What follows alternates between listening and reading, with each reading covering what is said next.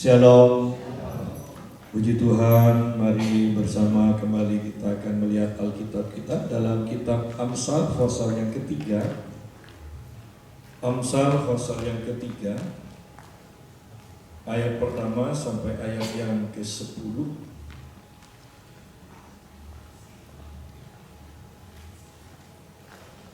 Berkat dari hikmat.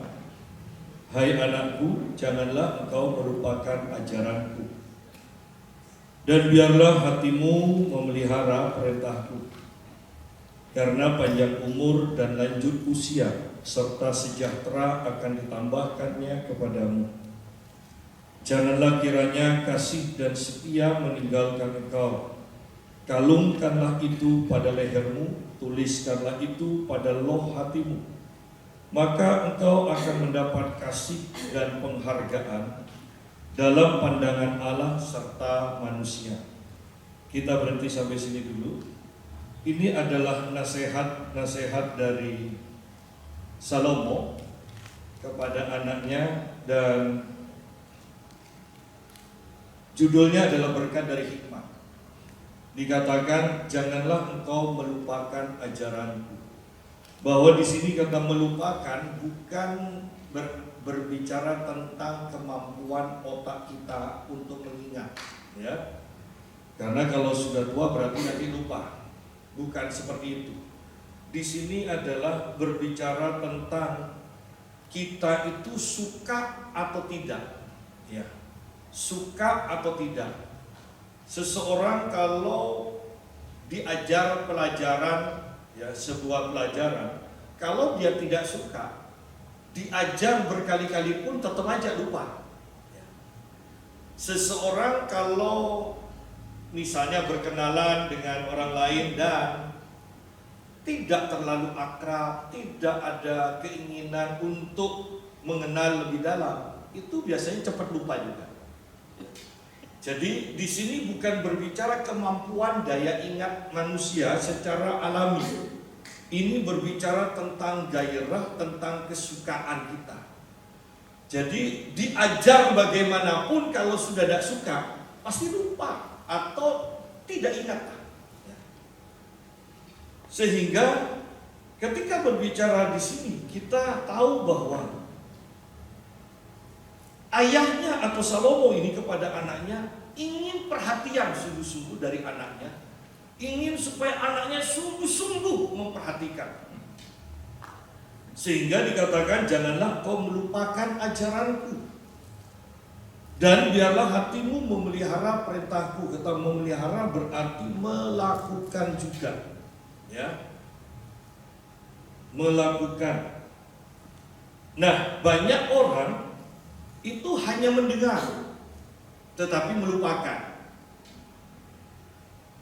Banyak tapi lebih sedikit, ya, dari yang pertama itu melupakan, ya, dalam waktu tertentu kemudian lupa. Tetapi lebih sedikit lagi yang mengingat pengajaran dan melakukannya. Kalau mau jujur, bahkan di dalam gereja, berapa banyak pengajaran yang kita sudah terima. Ingat, melakukan enggak. Ya. Jadi betapa kita harus perhatikan satu ayat ini. Apakah kita bergairah ketika mendapatkan pengajaran sehingga tidak melupakan? Atau kita hanya memperhatikan tetapi mudah sekali dalam jangka beberapa waktu kita sudah lupa karena tidak melakukannya. Dan yang ketiga lebih parah lagi, yang tidak memelihara. Tidak memelihara atau tidak melakukan firman-Mu. Suruh berdoa, ngerti, ya. Ingat, melakukan, enggak. Suruh mengampuni, ngerti. Manfaatnya mengampuni, ngerti. Melakukan, enggak. Jadi di sini kita melihat bahwa penulis kitab Amsal berkata, jangan lupakan dan lakukan dan pelihara. Jangan lupakan dan lakukan. Jadi ini sangat penting karena ini akan membuat kita menjadi orang berhikmat. Kemudian keuntungan dari melakukan atau memelihara firman Tuhan dikatakan karena panjang umur dan lanjut usia serta sejahtera. Lanjut umur, panjang umur. Jadi di sini kita diingatkan bahwa jangan percayalah ajaran-ajaran yang tidak sesuai dengan Alkitab. Ya, umur manusia ada yang pendek, ada yang panjang. Panjang pendeknya umur manusia itu ditentukan oleh apakah dia itu melakukan firman Tuhan atau tidak. Kalau sudah tidak mau melakukan, untuk apa terlalu lama di muka bumi? Apalagi hanya menghujat Tuhan, cepat itu biasanya dipanggil Tuhan. Ya. Kecuali Tuhan punya rencana dan orang ini akan terus dihajar Tuhan sampai bertobat. Ya. Jadi kita harus perhatikan sungguh-sungguh di sini panjang umur dan lanjut usia. Seringkali yang kita hanya perhatikan itu adalah akibatnya. Ya. Ayat yang kedua, panjang umur, lanjut usia, serta sejahtera. Serta sejahtera akan ditambahkan kepadamu. Panjang umur, lanjut usia, kalau tidak sejahtera untuk apa? Ya kan, kekurangan terus. Ya. Kemudian kaya sekali, ya, sejahtera sekali, tapi pendek umur. Untuk apa? Untuk apa?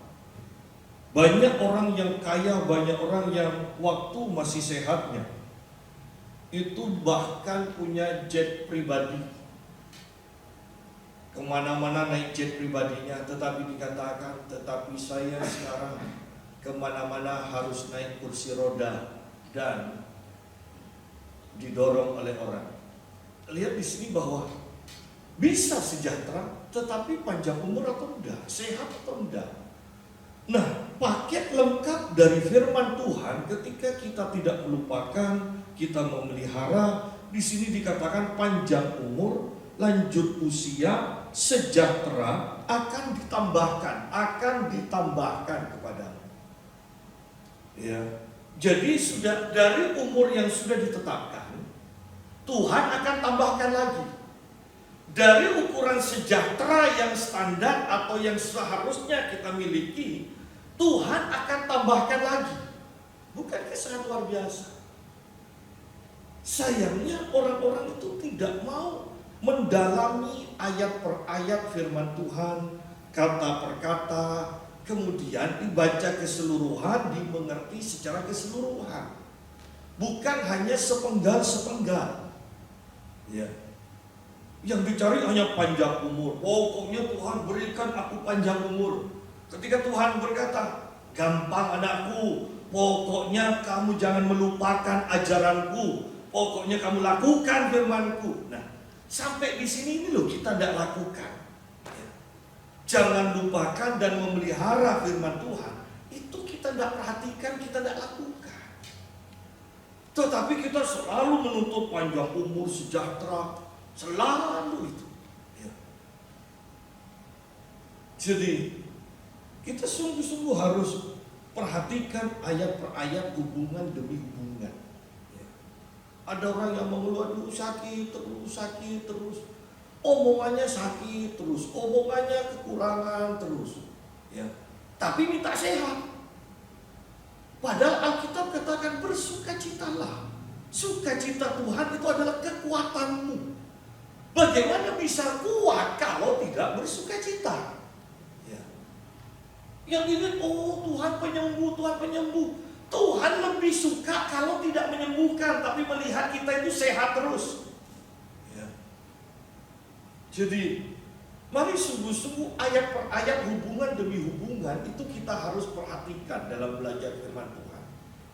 Kalau tidak, kita akan mengeluh terus. Firman Tuhan tidak benar. Firman ini bukan untuk saya. Firman Tuhan ini tidak adil. Untuk si A kok berhasil, untuk saya kok enggak. Karena kita tidak belajar sungguh-sungguh. Ya. Ada syarat-syarat yang harus kita lakukan. Jangan lupakan, bukan berbicara soal kemampuan daya ingat, tetapi soal gairah, soal suka atau tidak suka, keinginan atau tidak ingin, itu aja. Ya, memelihara itu berbicara sederhananya itu melakukan. Kemudian, janganlah kiranya kasih dan setia meninggalkan engkau. Kalungkanlah itu pada lehermu, tuliskanlah itu pada loh hatimu. Maka engkau akan mendapat kasih dan penghargaan dalam pandangan Allah serta manusia. Ketika kita tekun dalam mengasihi firman Tuhan, ya, tekun, ini kan terus menerus tekun di mana-mana. Janganlah kiranya kasih dan setia meninggalkan, jangan meninggalkan, sedetik pun jangan. Kalungkan itu pada lehermu, tuliskanlah itu pada loh hatimu. Berarti dimanapun kita berada, kita itu memikirkan firman, kita ingat firman, kita mau melakukan apapun ingat firman, sehingga tentunya kita tidak akan berdosa. Orang yang tidak memiliki firman akan mudah sekali untuk melakukan dosa. Firman, yang terpenting itu firman. Oleh karena itu, di dalam Alkitab Perjanjian Lama pertama kali dikatakan pada mulanya Allah, ya kan? Pada mulanya Allah. Kemudian Injil Yohanes pasal pertama mengatakan pada mulanya adalah firman. Sama. Allah dan firman itu satu. Dan itu pada mulanya. Berarti kan kalau sudah pada mulanya, berarti itu yang terpenting. Yang terpenting. Sehingga jangan puas, jangan senang. Ya ini pengertian dari orang-orang yang tidak mengerti firman Tuhan. Apa? Tidak enak. Di GPPS itu korbannya panjang, 1 jam lebih. Kalau gereja kok enak, 20 menit, 1/4 jam. Loh. Ingat, pada mulanya adalah Allah yang adalah firman. Pada mulanya adalah firman. Itu yang terpenting. Tidak mungkin kalau yang terpenting itu kita berikan waktu sangat sedikit. Tidak mungkin. Ya. Kalau keluarga itu yang terpenting, maka kita akan lebih banyak kumpul dengan keluarga. Kalau pekerjaan itu yang terpenting, kita akan lebih banyak kumpul untuk bekerja terus. Kalau gereja juga Tuhan itu yang terpenting, maka kita akan menggunakan banyak waktu untuk berkumpul dengan Tuhan. Kalau ada orang yang suka di luar rumah terus, ya, tidak ada kerjaan di luar rumah terus, berarti dia tidak suka sama keluarganya, tidak ada gairah dengan keluarganya. Jadi mari kita lihat di sini. Di sini berbicara tentang mengasihi dengan tekun. Janganlah kiranya kasih dan setia meninggalkan engkau. Tekun mengasihi, terus mengasihi. Mengasihi firman, mencintai firman, mencintai teguran. Maka engkau akan mendapat kasih dan penghargaan dalam pandangan Allah serta manusia. Dalam pandangan Allah serta manusia. Minta dikasihi terus sama Tuhan, tapi kita tidak mengasihi Tuhan. Ya. Minta dikasihi terus sama keluarga atau masyarakat sekitar, tapi kita tidak mengasihi mereka. Ini bagaimana pemikirannya? Sudah jelas di sini dikatakan, yang terpenting itu bukan minta dikasihi, yang terpenting itu mengasihi terlebih dahulu, menghargai terlebih dahulu, baru Tuhan atau manusia, Tuhan dan manusia akan menghargai kita juga. Kadang zaman sekarang tidak tahu generasi apa sekarang disebut generasi Z atau dulu X, sekarang Z mungkin terakhir berarti, ya kan? Ini generasi yang penuh dengan pemberontakan. Ya. Coba Anda lihat. Pakaian yang sudah lurus semua sekarang siku, ya kan? Rambut yang dulu kalau tidak lurus sedikit, kita kepikiran, sekarang bangga, semakin acak-acakan, semakin bangga. Khotbah kalau tidak pakai celana sobek-sobek, ya kan? Ya WL udah pakai celana sobek-sobek. Oh, nggak enak. Ketinggalan zaman. Padahal sebetulnya itu kan roh pemberontakannya kan ada di sana kan. Ya. Roh pemberontakannya ada di sana. Ini sesuatu yang beda. Ya. Bukan itu sesuatu yang beda. Lakukan pekerjaan yang dilakukan orang lain tetapi tarafnya lebih. Ya kan? Itu yang beda. Bukan hanya gayanya aja. Bukan hanya gayanya. Bahkan gereja, saya ingat kalau dulu gereja yang namanya Pantekosta atau karismatik, kalau tidak berbahasa roh, itu tidak boleh melayani. Sekarang kan banyak berubah. Kemudian diganti oleh kecanggihan sound system, alat musik, dan sebagainya. Pertanyaannya, ketika sound system rusak, ketika listrik tidak ada, masih bisa memuji dengan gairah atau tidak? Ya, ingat, saya tidak sepenuhnya menyalahkan listrik sound system, tetapi kalau tidak ada itu, masihkah kita bergairah? Karena kita sampai dalam taraf pada waktu COVID, sekalipun sudah diizinkan beribadah, ya, itu banyak orang yang tidak mau beribadah. Ya.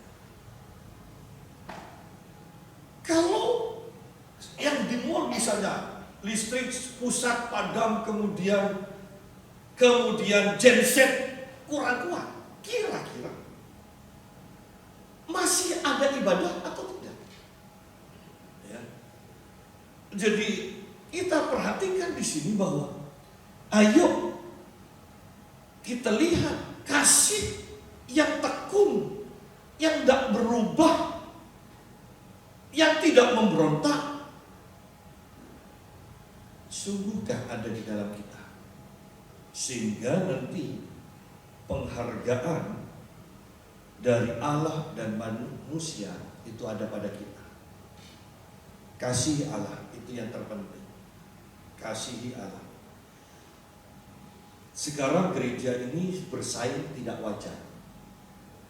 Sampai ada yang begitu kepahitan. Oh iya. Ada seorang WL, anggaplah WL upahan karena bukan dari jemaatnya sendiri, diundang untuk melayani di sebuah gereja. Dan gereja ini berkata, hamba Tuhannya berkata, pokoknya kalau jadi WL di sini tidak boleh menyanyikan lagu dari gereja ini. Nah, sampai segitunya tidak boleh. Kenapa? Karena jemaahnya banyak diambil oleh gereja tersebut, sehingga pendetanya itu kepahitan. Sama-sama salah, saya katakan sama-sama salah. Yang satu mencuri merasa adalah miliknya sendiri, yang satu merasa disakiti tidak mau mengampuni. Jadinya seperti itu. Nah, seperti yang awal saya katakan, bisa mengetahui firman Tuhan, bisa mengampuni, bisa jangan mengingini milik orang lain, bisa, tetapi melakukan atau tidak? Ngerti? Iya. Melakukan atau tidak? Ya. Melakukan atau tidak? Ya. Wah, domba itu kan milik Tuhan. Loh iya, memang milik Tuhan, tapi dipercayakan, ya kan?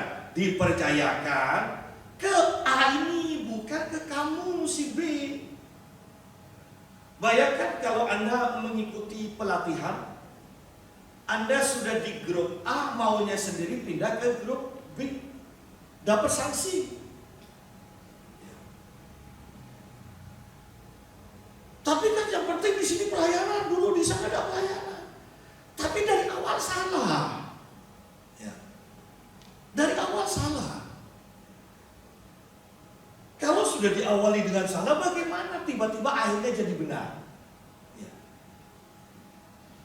Anda menginginkan hasil perkalian yang benar, tapi dari awal Anda dipakai tanda bagi. Itu mau panjang bagaimanapun dihitung, tetap hasilnya salah. Jadi perhatikan ini, ingat, jangan melupakan berbicara tentang kegairahan, keinginan kita untuk mengetahui ajaran yang benar, mengetahui firman Tuhan. Kemudian pelihara itu, lakukan itu, maka kamu akan panjang umur, lanjut usia, serta sejahtera. Kemudian jangan berhenti sampai di sana, tekun. Panjang umur kalau tidak dihargai untuk apa? Sejahtera, kaya, tapi tidak dihargai, bahkan tidak dihargai oleh Tuhan, oleh manusia. Untuk apa? Ingat orang kaya yang menimbun kekayaannya, senang, sejahtera, tapi tidak dihargai. Hari ini juga aku cabut nyawamu, kata Tuhan. Tidak dihargai. Orang kaya dengan Lazarus bagaimana? Sampai dibuat perbandingan, tetapi Lazarus di pinggir, ya, di depan rumahnya, di pintu masuknya itu mengemis di sana dan mati di sana karena kelaparan. Itu berbicara tentang ini percuma ini walaupun kaya. Kan seperti itu, percuma walaupun kaya. Tidak dapat penghargaan dari manusia, apalagi dari Tuhan. Tuhan tidak menginginkan itu. Setelah kita sejahtera, panjang umur, maka ingat, kita harus bertekun dalam hal yang sudah kita lakukan, supaya kita itu dihargai manusia, dihargai Tuhan. Jangan hanya setahun, 2 tahun, tetapi sepanjang umur hidup kita. Sepanjang umur hidup kita. Seringkali orang berubah kok. Anda mungkin kata, tapi kan mending saya 30 tahun setia. Setelah 30 tahun, bagaimana? Saya sudah melayani 40 tahun. Setelah 40 tahun, bagaimana? Setia, itu penting. Ya. Nah sekarang kita masuk ke dalam ayat yang kelima. Percayalah kepada Tuhan dengan segenap hatimu dan janganlah bersandar kepada pengertianmu sendiri. Akuilah Dia dalam segala lakumu, maka Ia akan meluruskan jalanmu. Janganlah kau menganggap dirimu sendiri bijak, takutlah akan Tuhan dan jauhilah kejahatan. Itulah yang akan menyembuhkan tubuhmu dan menyegarkan tulang-tulangmu. Muliakanlah Tuhan dengan hartamu dan dengan hasil pertama dari segala penghasilanmu. Maka lumbung-lumbungmu akan diisi penuh sampai melimpah-limpah, dan bejana pemerahanmu akan meluap dengan air buah anggurnya. Nah, ini bisa dibahas ayat per ayat, tetapi saya mau untuk membahas ini dari ayat 5, 6, 7, 8. Saya mau hubungkan dengan ayat yang 9 dan 10. Muliakanlah Tuhan dengan hartamu dan dengan hasil pertama dari segala penghasilanmu, ya. Maka lumbung-lumbungmu akan diisi penuh sampai melimpah, dan bejana pemerahanmu akan meluap dengan air buah anggurnya. Muliakanlah Tuhan dengan hartamu dan dengan hasil pertama dari segala penghasilanmu. Ini berbicara tentang buah sulung, ini berbicara tentang perpuluhan, ya.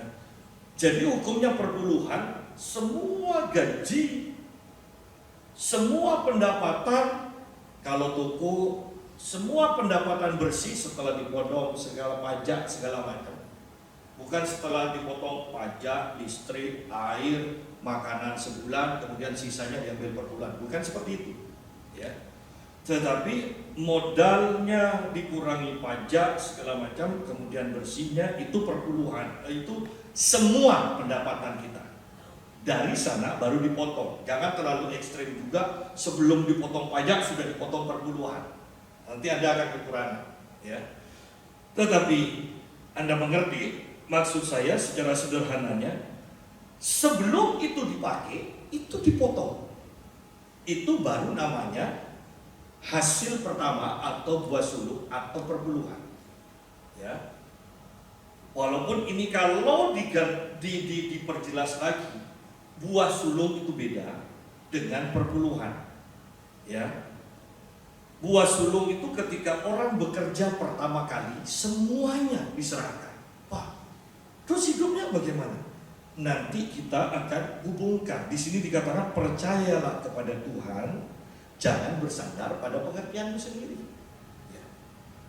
Makanya buah sulung itu dari awal bekerja kan enak kan? Kuliah atau sekolah, awal bekerja itu buah sulungnya diserahkan, hidup kita secara logika masih bisa ngampung kepada orang tua. Jangan setelah puluhan tahun baru mau ngasih buah sulung. Gajimu sudah super besar, engkau sudah hidup mandiri, sebulan tidak makan mati. Ya. Apakah Tuhan kejam? Coba lihat buah sulung. Anda bekerja itu gajinya kan tidak mungkin sebanyak setelah 20 tahun bekerja. Ya. Kecuali Anda tidak setia, Anda bekerja di sini, kemudian Anda berhenti, Anda bekerja lagi, baru ada buah sulung lagi. Tetapi saya ingatkan, bukan setiap tahun, karena ada gereja yang mengajarkan buah sulung itu gaji semuanya seluruh itu sebulan itu setiap Januari harus dipersembahkan seluruhnya. Bukan seperti itu. Ketika Anda bekerja pertama kali, ya. Nah, kalau Anda tidak setia, Anda bekerja lagi tidak masalah. Nanti bekerja di tempat yang baru, buah sulung lagi. Ya. Nah, tetapi secara umum kita semua anggaplah sudah memberikan buah sulung yang seperti itu gaji pertama. Sekarang setiap bulan ada perpuluhan di mana sebelum itu dipakai belanja segala macam, beli baju, beli beras segala macam, kita harus potong perpuluhan. Nah, perhatikan, muliakanlah Tuhan dengan hartamu. Perhatikan bahwa perpuluhan bukan hanya sekedar itu pemberian supaya pendetanya tidak mati, bukan. Ya.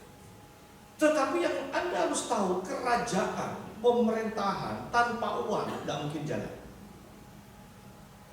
Ada hamba Tuhan yang begitu bangga, pendeta juga harus bekerja. Anda bisa bayangkan, bekerja itu kan minimal 8 jam kan? Ya. Ketika dia bekerja, ada panggilan jemaat sakit, kira-kira bisa ditinggal kerjaannya. Ketika Anda bekerja, pulang Anda tidak capek, tidak butuh tidur, Anda langsung mau berdoa cari firman. Ya.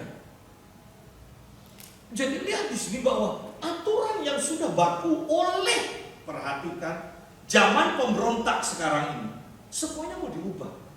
Sudah jelas yang namanya imam, namanya Lewi itu tidak bekerja fokus untuk pelayanan. Tetapi sekarang orang-orang yang begitu pahit dan tidak mengerti firman mengatakan, pendeta juga harus bekerja, jangan enaknya sendiri. Loh, Anda kalau bilang pendeta enak sendiri, pendeta, saya kasihlah yang ngomong itu, saya kasih khotbah seminggu 3 kali, setengah tahun aja. Kalau tidak bingung, ini mau ngomong apa lagi? Kalau ibu rumah tangga itu biasanya begini, masak enak, mungkin suami katakan, masak kan hanya masak kamu di rumah, saya ini kerja banting tulang. Ya. Coba masak, istri saya itu selalu ngomong, masak apa lagi ya? Loh. Padahal kan gampang kan kerjanya, tapi bingung sampai di sana, masak apa lagi sekarang? Bingung. Itu soal masak loh, masak apa lagi? Apalagi firman. Apalagi firman. Jangan bilang mudah. Jangan bilang mudah. Ya.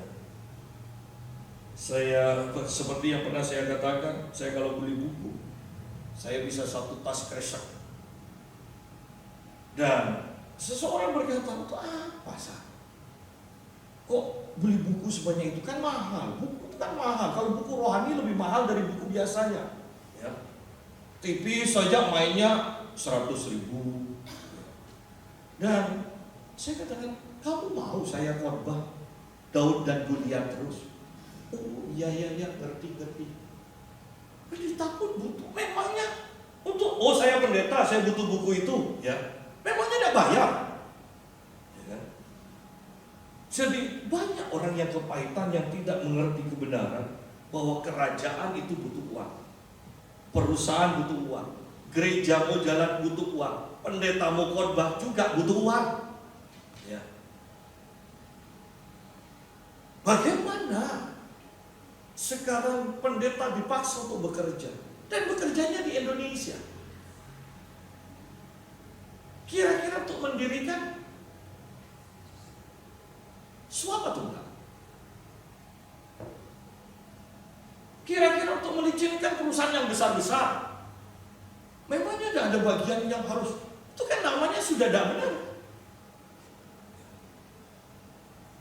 Jadi mari perhatikan kebenaran. Kembali kepada pembahasan kita, bahwa uang pun bukan hanya untuk disimpan atau dipamerkan, tetapi uang bagi orang beriman dikatakan muliakanlah Tuhan.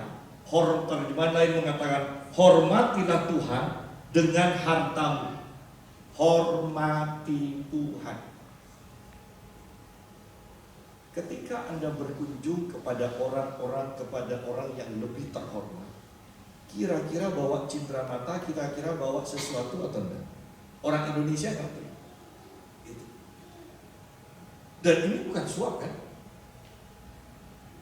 Menghargai, datang, bahkan minimal kan bagi kita kan tahu bawa apa ya, ke orang sakit aja bawa apel, bawa apa kan. Itu sebagai tanda kita menghormati, memperhatikan. Ya. Di sini pun dikatakan muliakanlah Tuhan dengan harta. Perpuluhan itu menghormati Tuhan. Bukan datang dengan tangan kosong. Bukan untuk pendeta. Imanmu harus kepada Tuhan, bukan kepada pendeta. Nanti Tuhan percayakan itu kepada hambanya. Sudah kaya kok terima terus. Saya selalu katakan, oh ya sudah kaya sekarang. Tapi sekarang sudah kaya kamu kok rame. Waktu hamba Tuhannya miskin, kamu di mana? Ya kan? Waktu hamba Tuhannya miskin, kamu di mana? Kok sekarang ujung-ujung kok hamba Tuhannya sudah diberkati Tuhan, sudah kaya, kok kamu rame? Waktu miskin kok udah rame untuk memberkati.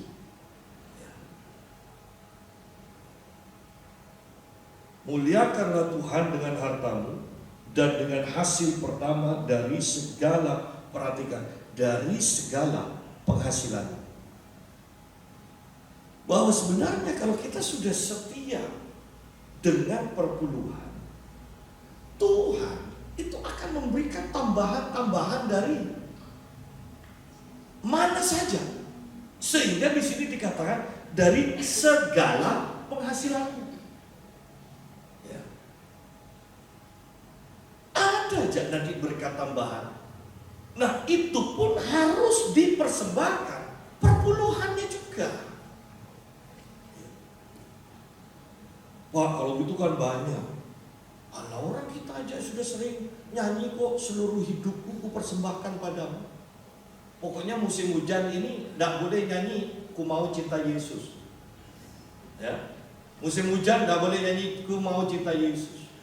Anda tahu maksud saya? Anda akan ketemu dengan kalimat meskipun badai silih berganti. Ya, karena Rabu yang lalu tidak ada yang datang. Ya. Padahal hanya hujan terus, tapi tidak ada badainya. Ya. Jadi makanya saya katakan lagu khusus lagu ini musim hujan jangan dinyanyikan ya. Jangan, supaya tidak merasa bersalah. Maksud saya, ya. Tidak apa-apa. GBPS tidak suka marah. Ya. Nah, ayo 1/10. Bahkan bukankah kita sebenarnya menyadari begini? Seluruh harta kita tidak sebanding dengan nyawa kita. Iya kan? Ketika kita sakit mau keluar miliatan kalau memang ada. Kalau tidak ada minjem walaupun tidak jelas kapan bayarnya. Ya kan? Tapi kan itu diusahakan. Yang penting nyawanya walaupun hanya nambah 2 bulan, gak apa-apa. Ya kan? Seluruhnya katanya mengasihi Tuhan dengan segenap hati, segenap jiwa, segenap kekuatan, segenap akal budi. Kok ini yang ada hanya yang kita tahu? Mengasihi diri kita dengan segenap jiwa, dengan segenap kekuatan, segenap akal budi, sehingga semuanya bisa ditukar demi nyawa kita. Tuhan hanya berkata, dengan buah pertama, dengan perpuluhan, bukan 90%. Bumi dan segala isinya adalah milik Tuhan, dipercayakan kepada manusia, dan yang punya ini hanya minta 10%. Ada orang yang punya modal seperti Tuhan, gaya kerjanya semuanya dipersiapkan, kemudian dipercayakan satu orang kelola ini ya, nanti 10% dari penghasilan dari untungnya serahkan pada saya. Ada yang seperti itu? Enggak ada. Pemilik modal seharusnya akan dapat jauh lebih banyak kan? Seperti itu. Nah, kita berhadapan dengan Tuhan yang seperti ini. Bumi dan seluruh isinya milikku, aku serahkan padamu, kelola, kemudian nanti hasilnya 10% berikan kamu. Kurang baik apa Tuhan? Kok kita mengatakan terlalu banyak? Kok enak? Ya. Muliakanlah Tuhan dengan hartamu. Jadi memberikan harta, memberikan perpuluhan itu sebagai tanda hormat, memuliakan Tuhan. Sikap hati kita menghormati Tuhan. Kemudian percayalah kepada Tuhan dengan segenap hatimu. Jangan bersandar kepada pengertianmu sendiri. Pengertian kita berkata 100% aja tidak cukup, apalagi 90%. Ya, itu pengertian kita. Pengertian Tuhan, percayalah kepada Tuhan dengan segenap hatimu. Jangan pakai logikamu. Ya. Percaya aja bahwa Tuhan pasti cukupi. Tuhan punya jalan. Kan seperti itu. Percayalah kepada Tuhan dengan segenap hatimu. Jadi ketika sudah memberikan persembahan, mau perpuluhan, mau persembahan segala macam, jangan berpikir, nanti makan apa ya? Kira-kira cukup atau enggak? Percayalah kepada Tuhan dengan segenap hatimu. Jadi jangan izinkan kebimbangan itu masuk dalam hati kita. Percayalah kepada Tuhan dengan segenap hatimu. Jangan bersandar kepada pengertianmu sendiri. Makanya dari awal sudah dikatakan, jangan melupakan ajaranku. Karena bicara ajaran itu bicara jiwa, pikiran kita. Kalau pikiran kita tidak diperbarui, diubah oleh firman, maka kita tidak bisa tidak bersandar pada pikiran ini. Hanya ketika pikiran kita dirubah oleh firman, baru pikiran ini akan tunduk kepada iman kita. Percayalah kepada Tuhan dengan segenap hatimu. Banyak orang tidak memberi perpuluhan karena tidak beriman. 100% aja tidak cukup, apalagi 90%. Nah, tidak beriman. Ya, tidak beriman. Percayalah kepada Tuhan dengan segenap hatimu. Jangan bersandar pada pengertianmu sendiri. Akhirnya orang yang mengandalkan pengertian sendiri mengubah firman-firman yang lain, ya kan? Mengubah. Uang terus harusnya akan bekerja sendiri. Kemudian hanya satu ayat yang diambil. Paulus saja bekerja. Loh, Anda perhatikan Paulus, bukankah Paulus pada waktu bekerja pun dia nulis kepada sahabat-sahabatnya, cepat datang ke sini supaya aku bisa fokus dalam menyebarkan Injil. Maksudnya Paulus pun itu karena terpaksa bekerja, karena dia sedang merintis, bukan langsung dipindah tugaskan. Ya, bukan merintis. Masa merintis langsung ngomongnya wah terus, kan tidak mungkin. Makanya Paulus bekerja, itu asal usulnya Paulus bekerja. Bukan satu kebenaran yang melingkupi seluruh Alkitab, itu satu kejadian.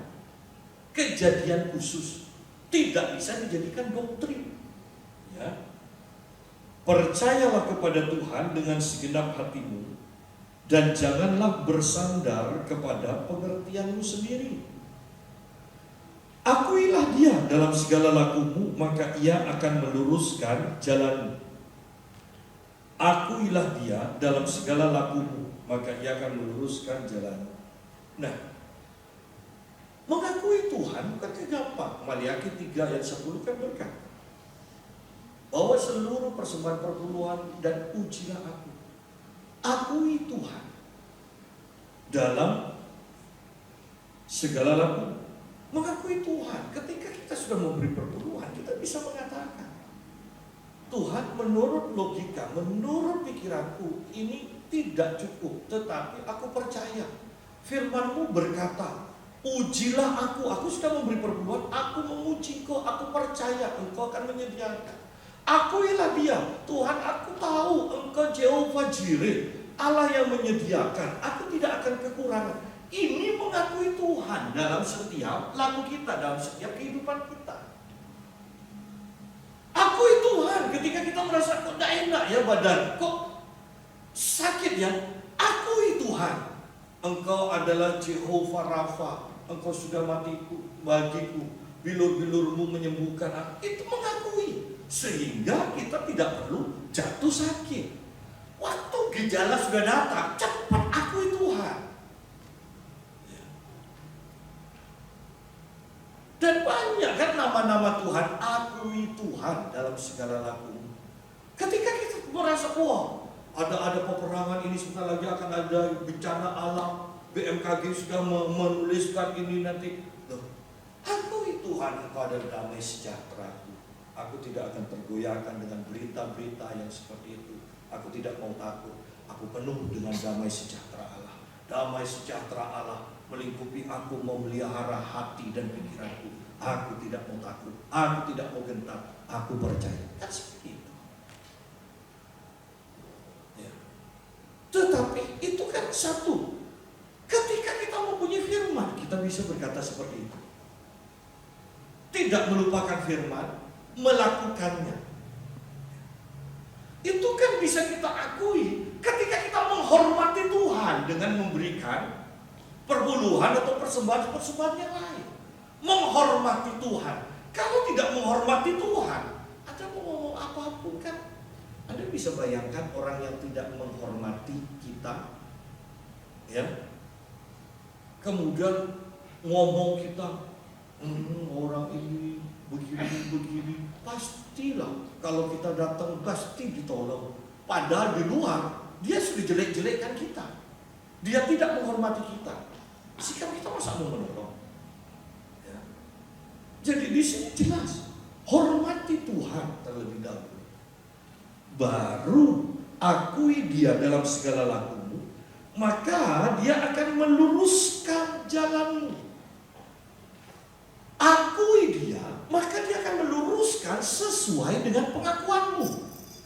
Engkau mengakui Dia sebagai tabib, Dia akan meluruskan jalanmu dengan menyembuhkan kau. Engkau mengakui Dia sebagai penyedia, maka Dia akan meluruskan jalanmu dengan menyediakan. Akui Dia sebagai pemberi hikmat, maka Dia akan meluruskan jalanmu dengan memberikan hikmat untuk menyelesaikan masalahmu.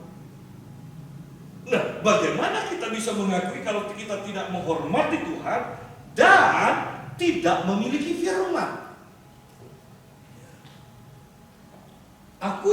Akuilah Dia dalam segala laku. Bukankah nama Tuhan itu banyak? Bukankah janji Tuhan itu banyak?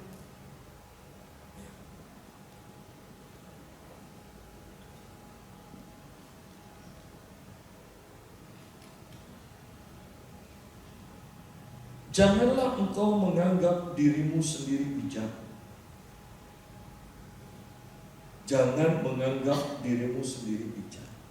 Bahwa ketika kita menganggap diri kita sendiri bijak, seringkali kebijaksanaan kita, keputusan-keputusan kita itu bertentangan dengan kebijaksanaan Tuhan. Kita kan selalu mungkin secara umum zaman sekarang kalau tidak punya koneksi, kenalan, tidak bisa masuk di sini. Loh, itu kebijaksanaan kita. Tapi bagi Tuhan, berkata, nantikan aku yang akan buat semua. Aku akan buka jalan. Dengan banyak orang atau sedikit orang, sama aja bagi Tuhan. Nah, di sini bahkan ketika kita mengandalkan pikiran kita sendiri, kebijaksanaan kita sendiri, itu sudah dosa karena tidak melibatkan Tuhan. Belum melakukan, ketika kita sudah berpikir begini, Anda sudah berdosa. Minimal akibat dosa itu Anda capek sendiri mikir, padahal belum terjadi. Oh, itu capek orang mikir itu. Saya ketemu dengan teman saya ketika saya masih olahraga nge-gym di Surabaya, di Suryanaga. Orang tuh bosan, tidak ketemu, tidak sampai seminggu. Biasanya kan tiap hari ketemu, 4-5 hari. Loh, kok bisa turun 7 kilo?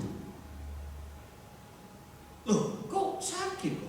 Enggak, hanya banyak pikiran.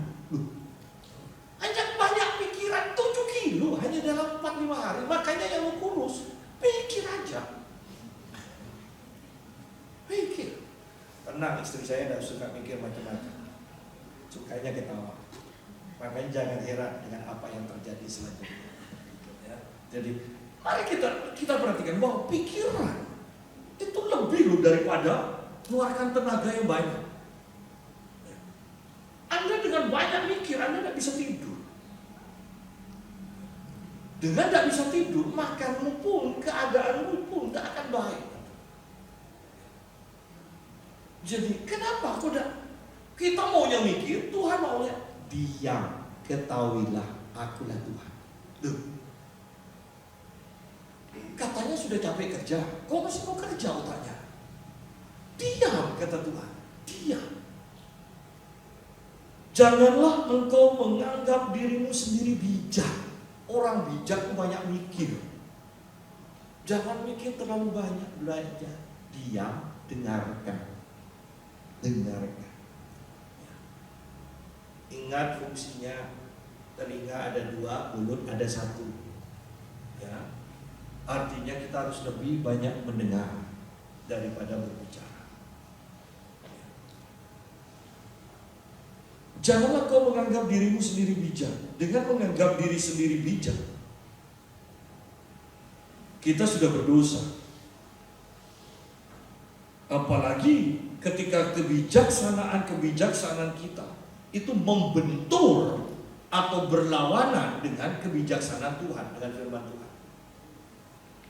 Sehingga di sini dikatakan, takutlah akan Tuhan dan jauhilah kejahatan. Tahukah Anda bahwa kebijaksanaan kita seringkali itu melawan firman Tuhan? Ya, cari kerja. Kalau setahu saya yang saya dengar, saya perhatikan selama beberapa tahun, kalau tidak punya kenalan atas, tidak mungkin bisa masuk ke kantor itu. Kenalan pun sekarang, zaman sekarang, kalau tidak ada yang disogokkan, bagaimana bisa diperhatikan? Itu kebijaksanaan yang membentur atau berlawanan dengan firman Tuhan. Sehingga di sini kemudian takutlah akan Tuhan dikatakan dan jauhilah kejahatan. Kebijaksanaan kita seringkali bertentangan dengan Tuhan sehingga kita tidak bisa dikatakan lagi takut atau hormat akan Tuhan. Kebijaksanaan kita seringkali membawa kita dalam pekerjaan dosa, sedangkan di sini dikatakan jauhilah kejahatan. Jadi ketika kita memberikan perpuluhan juga itu bukan hanya paten. Saya sudah perpuluhan, saya pasti diberkati. Tapi kok tidak diberkati? Kan harus percaya, bukan hanya aturan. Anda harus mengerti kenapa memberi perpuluhan. itu sebagai tanda engkau menghormati Tuhan, sebagai tanda engkau percaya kepada Tuhan, ya kan? Engkau mempunyai perjanjian, akuilah dia dalam segala laku. Engkau punya perjanjian dengan Tuhan. Tuhan, aku sudah memberikan perpuluhan. Engkau berkata, pujilah aku. Sekarang Tuhan, aku memuji Tuhan. Engkau berkata bahwa aku tidak akan kekurangan. Aku percaya. Nah itu akui. Seringkali kan kita tidak mengakui, sudah memberi perpuluhan, mengalami masalah, kita tidak mengakui. Karena kita tidak punya firman lagi.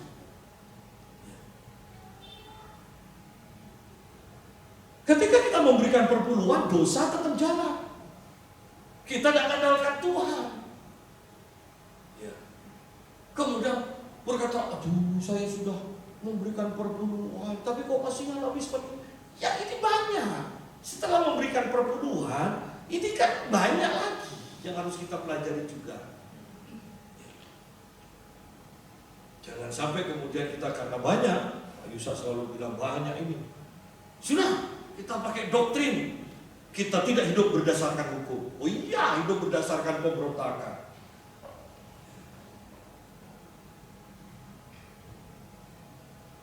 Dari awal saya sudah katakan firman Tuhan tidak mudah. Firman Tuhan tidak mudah. Mengasihi Tuhan itu tidak mudah. Bayangkan mengasihi Tuhan dengan segenap hati, segenap jiwa, segenap kekuatan, segenap akal budi. Oh, tidak mudah. Mengasihi dengan sepertiga, seperempatnya aja, seperempat. Mengasihi dengan pikiran. Anda baca firman berapa pasal setiap hari? Anda ingat berapa ayat setiap hari? Anda mengerti berapa ayat setiap hari? Anda melakukan firman berapa ayat setiap hari? Kan seperti itu. Artinya sampai di sana aja tidak mudah mengasihi Tuhan dengan segenap pikiran, segenap akal budi, dengan perbuatan-perbuatan kita, kebaikan kita, moral kita yang baik. Tidak mudah. Segenap hati, seluruh hidup kita berbicara. Tidak mudah. Makanya jadi orang Kristen itu hanya orang-orang yang militan aja yang bisa jadi Kristen dan tetap menjadi Kristen. Tidak mudah jadi orang Kristen. Sekedar beragama Kristen itu mudah.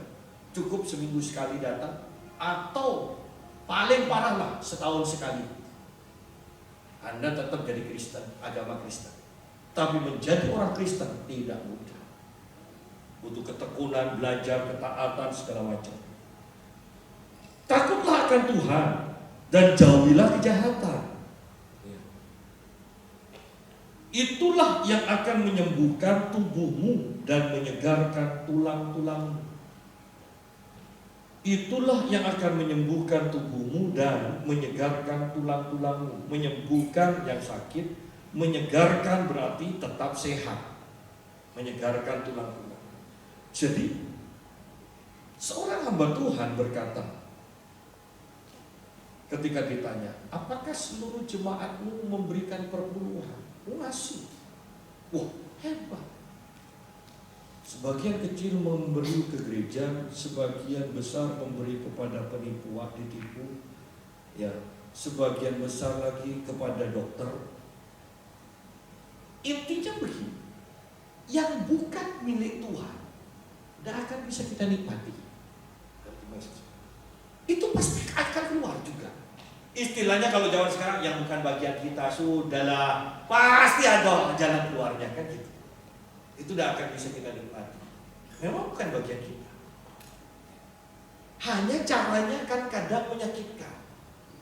Kita harus bayar bunga berbunga. Ya kan? Ayo, memberi perpuluhan, berapa sih perpuluhan Anda sebulan sekali? Masuk rumah sakit 2 hari aja, 2 hari. Berapa? Kan air jauh lebih banyak. Pak, jangan mengancam, jangan takut-takut. Tapi firman Tuhan memang berkata begitu. Kalau kamu memberikan perpuluhan, aku akan menjauhkan belalang pelahap. Pelahap itu kan kita ambil. Kan ini berbicara tentang uang, mengambil uang kita. Melalui cara apa? Cara sakit, cara ditipu orang, cara apa lagi lah yang bisa kita pikirkan. Dan janji-janji Tuhan ada semuanya. Di sini bahkan itulah yang akan menyembuhkan tubuhmu. Ya. Terjemahan lain mengatakan, biarkanlah itu menyembuhkan tubuhmu dan menguatkan tulang-tulangmu. Padahal kita semua itu pandai. Artinya begini, sudah lebih baik tak punya apa-apa, walaupun ini tidak sesuai dengan firman Tuhan juga. Pokoknya sehat daripada kaya tapi sakit-sakitan. Apalagi daripada tidak punya uang sakit-sakitan, lebih parah lagi.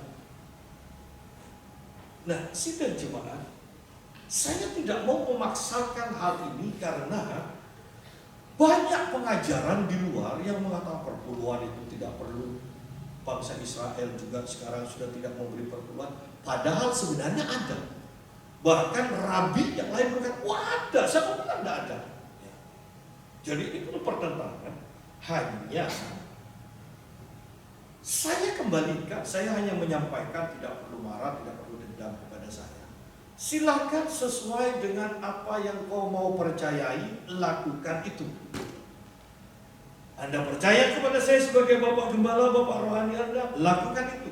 Anda mau percaya kepada orang lain yang Anda anggap Bapak Rohani lebih hebat daripada saya, silakan lakukan itu. Dan alami apa yang akan Anda alami selanjutnya, sesuai dengan apa yang dilakukan. Ya. Jadi kita harus mengerti kebenaran ini. Yang saya tahu tetap, saya anak seorang pendeta, saya ngamati kehidupan pendeta papa saya ngamati kehidupan jemaat dari zaman papa saya sampai sekarang. Tidak ada ruginya memberi perpuluhan. Bahkan ada jemaat mungkin yang tahu bagaimana papi suka minjem uang. Kenapa? Karena papi tidak pernah memberi perpuluhan. Ya. Sampai seringkali kalau sudah pusat, sudah kirim, dia lapor, papi dapat ya surat cinta dari pusat. Surat cintanya apa? Nggak kasih perpuluhan. Ya.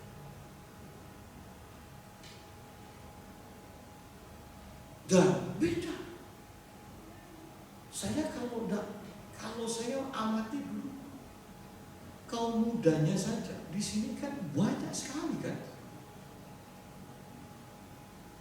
apalagi yang lain-lain kan banyak. Kenapa masih kurang? Lihat di sini bahwa ketika kita melakukan firman Tuhan, Tuhan akan menggenapi kok. Nah, adalah kebohongan besar ketika berkata perpuluhan itu sudah tidak berlaku lagi. Yang saya tekankan ini, Anda punya barang tidak dipakai bertahun-tahun dan sudah tidak berguna dan tidak bisa dipakai lagi. Apakah barang itu akan ada di rumah Anda? Atau dibuang? Buang kan? Kalau memang perpuluhan Anda, sobek bagian perpuluhan, cetak ulang yang tanpa perpuluhan Alkitab. Daripada bawa Alkitab tebel-tebel, sampai anak zaman sekarang pakai HP yang tipis. Kita tidak konsisten. Perpuluhan sudah tidak ada. Loh, untuk apa ada di Alkitab? Ya, kan kita seharusnya berpikir seperti itu. Sama dengan gereja Kristen liberal kan, Tuhan Yesus berjalan di atas air tidak masuk akal. Orang Israel berjalan di laut terbelah tidak masuk akal. Ya sudah, sobek. Jadi Alkitabnya tipis. Kan gitu aja. Jadi perhatikan sungguh-sungguh ini. Yang paling sangat menakutkan bagi saya ini, itulah yang akan menyembuhkan tubuhmu dan menyegarkan tulang. Jangan masuk rumah sakit. Anda ke dokter spesialis saja. Baiklah kalau hanya periksa Anda bisa, kita bisa. Kalau sudah urusan obat sama kontrol itu, ya kan? Belum rumah sakit. enak kalau di luar negeri. Kita itu di sini. Mau ke kota besar, mau apa, kemanapun, Anda pergi ke luar negeri kemudian, ya, itu obat yang Anda sudah beli mahal-mahal buat koleksi Anda itu dibawa ke luar negeri, itu disuruh buang loh. Artinya berapa uang lagi? Ada jalan yang mudah, tanpa sakit, tanpa keluar biaya tambahan. Perpuluhan.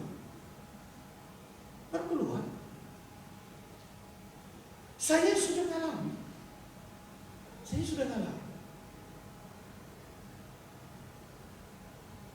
Orang-orang kalau di luar kota tanya ke saya, Pak, cukup Pak uang?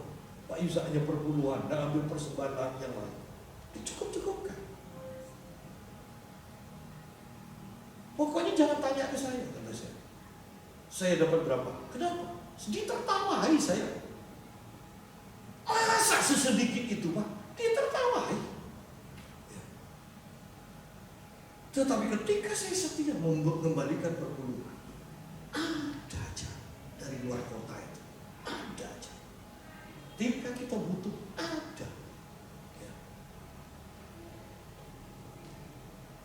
Jadi kesetiaan kita dalam melakukan firman Tuhan dengan iman kita kepada Tuhan, tidak akan pernah mengecewakan.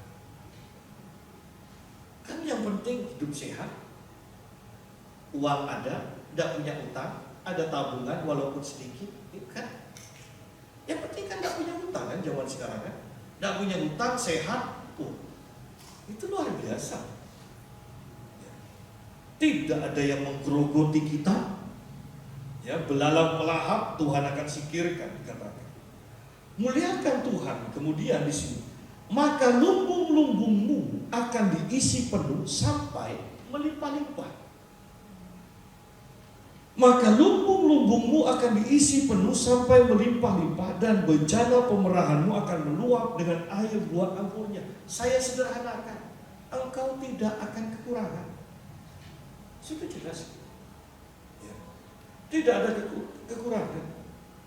Ingat, kita berbicara tentang kehidupan yang layak, bukan bermewah-mewah. Ya. Kehidupan sesuai dengan moral, dengan gaya hidup Kristen. Saya sekarang kalau lihat medsos itu aneh-aneh aja orang. Bicara firman bagus, jauh lebih bagus cara penyampaiannya dibandingkan saya. Tapi rambutnya merah delima, hijau ya. Kemudian pakaiannya seperti artis, punya panjang-panjang warna coklat, ada bintik-bintiknya. Ya. Ini apa-apa. Padahal Alkitab sudah katakan berpakaianlah yang pantas, seperti perempuan yang beriman. Mari sekarang Anda bisa mendengarkan firman dari orang yang pakaiannya sama sekali tidak mencerminkan orang beriman. Ya. Nah, ketika kita memberikan perpuluhan, ketika kita kemudian percaya kepada Tuhan sungguh-sungguh, menghormati Tuhan, berjalan sesuai dengan firman-Nya, kehidupan yang dijanjikan Tuhan tidak kekurangan, lebih dari cukup. Namanya saja Allah kita El Shaddai. Sekarang diterjemahkan El Shaddai itu banyak orang menerjemahkan, tidak salah, Allah Maha Kuasa. Sebenarnya terjemahan yang lebih tepat adalah El Shaddai itu Allah yang lebih dari cukup. Itu terjemahannya. Cukup dalam segala hal, bukan hanya uang. Lebih dari cukup. Anda sakit, Allah lebih cukup untuk menyembuhkan engkau. Ya kan? Nah, dua ayat terakhir lihat di sini. Hai anakku, ayat 11, janganlah engkau menolak didikan Tuhan, dan janganlah engkau bosan akan peringatannya, karena Tuhan memberi ajaran kepada yang dikasihinya, seperti seorang ayah kepada anak yang disayanginya. Awalnya Salomo berbicara, dengarkanlah apa yang akan aku katakan sebagai orang tua. Tetapi lebih daripada itu kemudian Salomo mendorong, penulis Amsal ini mendorong, sekarang dengarkan ajaran Tuhan. alami didikan Tuhan, belajar sendiri kepada Tuhan. Bahwa bukan hanya disuruh tetapi mendorong supaya alami sendiri Tuhan itu seperti apa.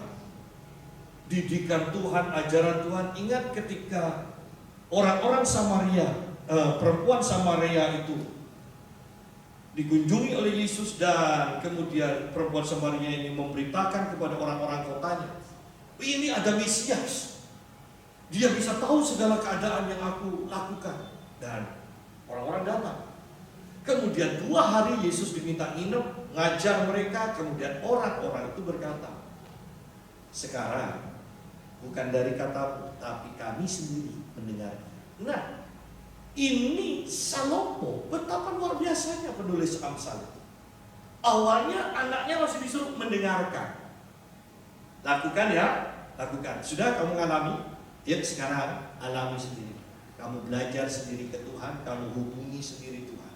Awalnya dari orang tua ke anak, tetapi orang tua ini tidak boleh terus hanya orang tua yang ngajar, yang ngomel-ngomel terus. Sekarang kamu sudah ngalami apa yang aku ajarkan, itu aku terima dari Tuhan. Itu sudah kamu alami semua, kamu percaya, sekarang kamu sendiri ke Tuhan.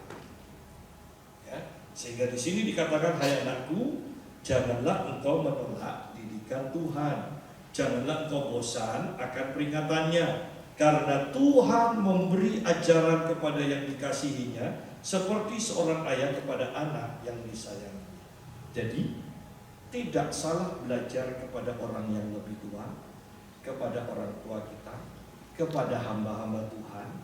Tetapi lebih daripada itu, kau harus masuk lebih dalam lagi, bersekutu dengan Tuhan, diajar oleh Tuhan, berbicara kepada Tuhan, dan Tuhan berbicara kepada kita.